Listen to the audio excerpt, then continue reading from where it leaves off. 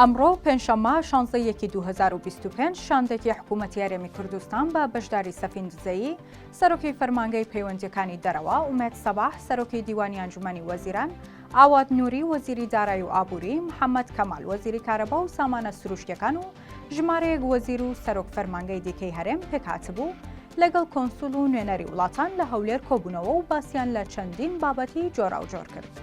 دوای کۆتایی هاتنی کۆبوونەوەکە پێشەوە هەورامانی وتەبێژی حکوومەتی هەرێمی کوردستان لە میانەی کۆنگرەیەکی ڕۆژنامەوانیدا باسی لە ناوەڕۆکی کۆبوونەوەکە کرد. هەورامانی ڕایگەیاند لە کۆبوونەوەکەدا لەگەڵ کۆنسول و نوێنەری وڵاتان تاوتوێی پەیوەندیەکانی هەولێر و بەغدا، شایستە داراییەکانی هەرێم، هەناردەکردنەوەی نەوت، دۆخی ناوچەکە و چەندین پرسی دیکە کراوە.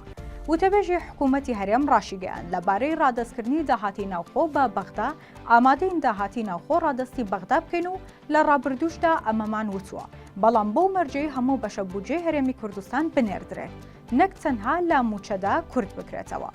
هەورامانی وتیشی ئامادەین نەوت لە ڕێگەی کۆمپانیای سۆمۆوە بفرۆشین، بەڵام ئایا کێ پرۆسەی هەناردەکردنەوەی نەوتی هێواش کردەوە و وای کرد بە بڕی زیاتر لە 25 میلیارد دۆلار زیان بە گەنجینەی عێراق بکەوێت.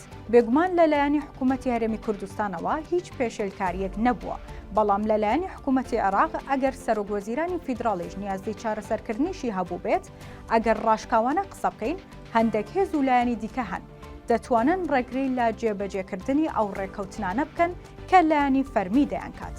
وتەبێژەکەی حکوومەتی هەرێم باسی لە بابەتێک کرد کە لە کۆبوونەوەکەدا ئەوەیان بە کۆنسول و نوێنەری وڵاتان وتووە.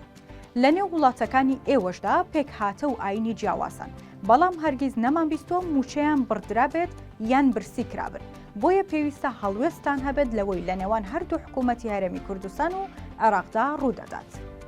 هەر چۆنێک بێت هەرێمی کوردستان بۆ مەرجانەی کە لە بەرچاوی گرتووە ئامادەیە لەگەڵ حکوومەتی عێراق درێژە بە کار و هاوکاریەکان بدات، بەڵام لە بەرامبەردا ئەوە حکوومەتی عێراقا کە هەموو گرفت و کێشەکان بەسەر هەرێمدا دەشکێنێت و ئامادە نییە لە قازانجی بەرژەوەندی گشتیدا دان بە شوێندانەری و کاریگەری حکوومەتی هەرێمدا بنێت.